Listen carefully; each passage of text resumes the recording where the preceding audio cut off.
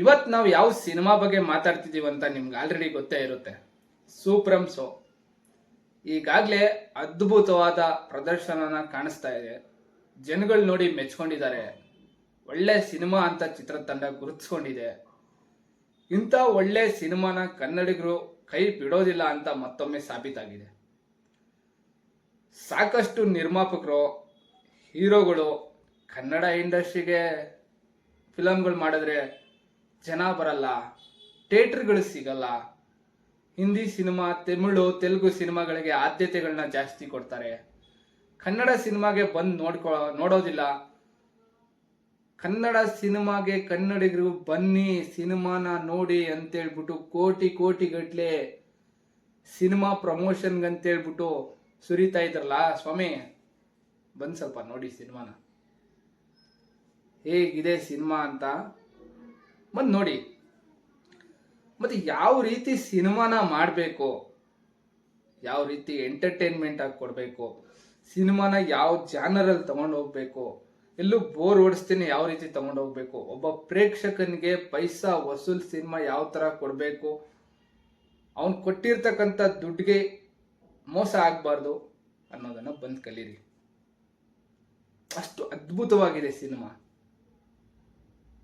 ಬೇರೆ ಎಲ್ಲ ಸಿನಿಮಾಗಳಿಗೂ ಬಂದಿದೆ, ಜೂನಿಯರ್ ಬಂದಿದೆ, ಎಕ್ಕ ಸಿನಿಮಾ ಬಂದಿದೆ, ಹಿಂದಿ ಸಿನಿಮಾ ಬಂದಿದೆ. ಈ ಎಲ್ಲ ಸಿನಿಮಾಗೂ ಕಾಂಪಿಟೇಟ್ ಕೊಡ್ತಾ ಇದೆಯಲ್ಲ, ಅದು ಕನ್ನಡ ಸಿನಿಮಾ ಗತ್ತು. ಬೇರೆ ಸಿನಿಮಾಗಳು ಸಾಕಷ್ಟು ಬರುತ್ತೆ, ಬಟ್ ಕನ್ನಡ ಸಿನಿಮಾ ಚೆನ್ನಾಗಿದೆ ಅಂದರೆ ಯಾವತ್ತೂ ಕನ್ನಡಿಗರು ಕೈ ಬಿಡೋದಿಲ್ಲ. ಇದನ್ನು ಅರ್ಥ ಮಾಡ್ಕೊಳ್ಳಿ. ನೀವು ಕೇಳ್ಕೊಳ್ಳೋದೇ ಬೇಡ ರೀ, ಸಿನಿಮಾ ಬಂದು ನೋಡಿ ಅಂತ ಕೇಳ್ಕೊಳ್ಳೋದೇ ಬೇಡ. ಜನರು ನೋಡ್ತಾರೆ. ಯಾಕೆ ಈ ಸಿನಿಮಾನ ಬಂದು ಯಾರಾದರೂ ಕೇಳ್ಕೊಂಡ್ರಾ ಬನ್ನಿ ಸಿನಿಮಾ ನೋಡಿ ಅಂತ? ಸಿನಿಮಾ ಅವರಿಗೆ ಚೆನ್ನಾಗಿದೆ, ಚೆನ್ನಾಗಿ ಮಾಡಿದ್ದೀವಿ ಅಂತ ಅವ್ರಿಗೆ ಕಾನ್ಫಿಡೆನ್ಸ್ ಇತ್ತು. ಸಿನಿಮಾನ ರಿಲೀಸ್ ಮಾಡಿದ್ರು, ಜನಗಳು ಬಂದು ಸಿನಿಮಾನ ನೋಡಿದ್ರು, ಒಳ್ಳೆ ಪ್ರತಿಕ್ರಿಯೆ ಸಿಕ್ತು, ಜನಗಳೇ ಬೆಳೆಸಿದ್ರು. ನಾನೊಬ್ಬ ಸಿನಿಮಾ ನೋಡಿದ್ದೀನಿ ಅಂತಂದರೆ ನಾನು 10 ಜನನ ಸಿನಿಮಾನ ನೋಡಿ ಅಂತ ಹೇಳ್ತೀನಿ, ಪ್ರಮೋಟ್ ಮಾಡ್ತೀನಿ, ಸಿನಿಮಾ ಚೆನ್ನಾಗಿದೆ ಅಂತ ಸ್ಟೇಟಸ್ಗೆ ಹಾಕ್ತೀನಿ, ಇನ್ಸ್ಟಾಗ್ರಾಮ್ಗೆ ಹಾಕ್ತೀನಿ, 100,000 ಜನಕ್ಕೆ ತಲುಪುತ್ತೆ. ನಿಮ್ಮ ಯಾವುದೇ ಪ್ರಮೋಷನ್ನು ಬೇಕಾಗಿಲ್ಲ. ಹಂಗೆ ಕಂಪೇರ್ ಮಾಡೋಕ್ಕೆ ಹೋದರೆ ರಾಜ್ಕುಮಾರ್ ಕಾಲದಲ್ಲಿ ಪ್ರಮೋಷನ್ನೇ ಇರ್ತಾ ಇರಲಿಲ್ಲ. ಯಾವುದೋ ಒಂದು ಊರಲ್ಲಿ, ಯಾವುದೋ ಒಂದು ಮೂಲೆಯಲ್ಲಿ, ಎಲ್ಲೋ ಒಂದು ಕಡೆ ಯಾವುದೋ ಒಂದು ಸಣ್ಣದಾಗಿರೋ ಒಂದು ಪೋಸ್ಟರ್ ಹಾಕ್ತಾಯಿದ್ರು. ಎಷ್ಟೋ ಊರುಗಳಿಗೆ ಸಂಬಂಧಪಟ್ಟಿರೋ ಎಷ್ಟೋ ಕಿಲೋಮೀಟರ್ಗೆ ಒಂದು ಹಳ್ಳಿಗೆ ಒಂದು ಥಿಯೇಟರ್ ಇರ್ತಾ ಇತ್ತು. ಸರಿಯಾದ ಕ್ವಾಲಿಟಿ ಇರ್ತಾ ಇರಲಿಲ್ಲ, ಸರಿಯಾದ ಸೌಂಡ್ ಸಿಸ್ಟಮ್ ಇರ್ತಾ ಇರಲಿಲ್ಲ. ಹಾಗಂತೇಳ್ಬಿಟ್ಟು ರಾಜ್ಕುಮಾರ್ ಬೆಳಿಲಿಲ್ವಾ? ಅದ್ಭುತವಾದಂಥ ಸಿನಿಮಾನ ಕೊಡಲಿಲ್ವಾ? ಈ ಸಿನಿಮಾ ಮೇಕರ್ಸ್ಗಳು ನೀವೊಂದು ತಲೆಗೆ ಬಂದ್ಬಿಟ್ಟಿದೆ ನಿಮಗೆ.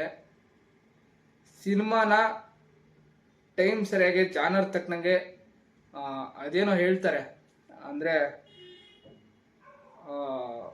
ಇವಾಗಿನ ಕಂಟೆಂಟ್, ಹೊಸದಾಗಿ ಕಂಟೆಂಟ್ ಮಾಡಬೇಕು ಅಂತ ನೀವು ಅಂದ್ಕೊಂಡಿದ್ದೀರಾ. ಕಂಟೆಂಟ್ ಮಾಡಬೇಕು ಅಂತ ಯಾವ ಪುಸ್ತಕದ ಬದನೆಕಾಯಿನೂ ಇಲ್ಲ, ಗೊತ್ತಾಯ್ತಾ? ಸಿನಿಮಾ ಜನ ರಾಜ್ಕುಮಾರ್ ಕಾಲದ ಸಿನಿಮಾನೂ ಇಷ್ಟಪಡ್ತಾರೆ, ವಿಷ್ಣುವರ್ಧನ್ ಕಾಲದ ಸಿನಿಮಾನೂ ಇಷ್ಟಪಡ್ತಾರೆ, ಮೊನ್ನೆ ಜೂನಿಯರ್ ಸಿನಿಮಾ ಬಂತು, ಆ ಸಿನಿಮಾನೂ ಇಷ್ಟಪಡ್ತಾರೆ. Content is very very important. ನೀವು ಯಾವುದೋ ಒಂದು KGF ಬಂತು, KGF ಥರನೇ ಮಾಡಿಬಿಡೋದು. ಯಾವುದೋ ಎಕ್ಕ ಹಿಟ್ಟಾಯಿತು, ಎಕ್ಕ ರೊಕ್ಕ ಅನ್ಕೊಂಡು ಇನ್ನೊಂದು ಮಾಡೋದು. ದಿನ ಬಿಸಿಬೇಳೆ ಬಾತೆ ತಿಂದರೆ ಯಾರಿಗೂ ಇಷ್ಟ ಆಗಲ್ಲ ಕಣ್ರಿ. ಅವ್ನು ಬಿಸಿಬೇಳೆ ಬಾತ್ ಮಾಡಿದ, ನೀವು ಪಲಾವ್ ಮಾಡಿ, ಅನ್ನ ಸಾಂಬಾರು ಮಾಡಿ. ಜನ ಯಾವತ್ತೂ ಒಂದೇ ಥರನೇ ಇಷ್ಟ, ಯಾವಾಗಲೂ ಗಾಳಿಪಟನೇ ಇಷ್ಟಪಡಲ್ಲ ಜನ. ಗಣೇಶ್ ಸಿನಿಮಾ ಗಾಳಿಪಟ, ಮುಂಗಾರು ಮಳೆ ಹಿಟ್ಟಾಯಿತು ಅಂತ ಯಾವತ್ತೂ ಅದನ್ನೇ ನೋಡಲ್ಲ ಜನ. ಬೇರೆ ಮಾಡಿ. ನೀವು ನಿಮ್ಮ ಸಿನಿಮಾದಲ್ಲಿ ತಾಕತ್ತಿದ್ರೆ ಓಡುತ್ತೆ, ಇಲ್ಲ ಅಂದರೆ ಮನೆ ಕಡೆ ಓಡುತ್ತೆ. ಅಷ್ಟು ತಿಳ್ಕೊಳ್ಳಿ. ಸುಮ್ಮನೆ ಆಡಿಯನ್ಸ್ಗೆ, ಜನಗಳಿಗೆ ಭಿಕ್ಷೆ ಬೀಳ್ಬೇಡಿ. ಸಿನಿಮಾ ಬಂದು ನೋಡಿ. ನೀವೇನು ಮಾಡಿದ್ದೀರಾ ಸಿನಿಮಾದಲ್ಲಿ ಅದನ್ನು ನೀವು ನೋಡಿ.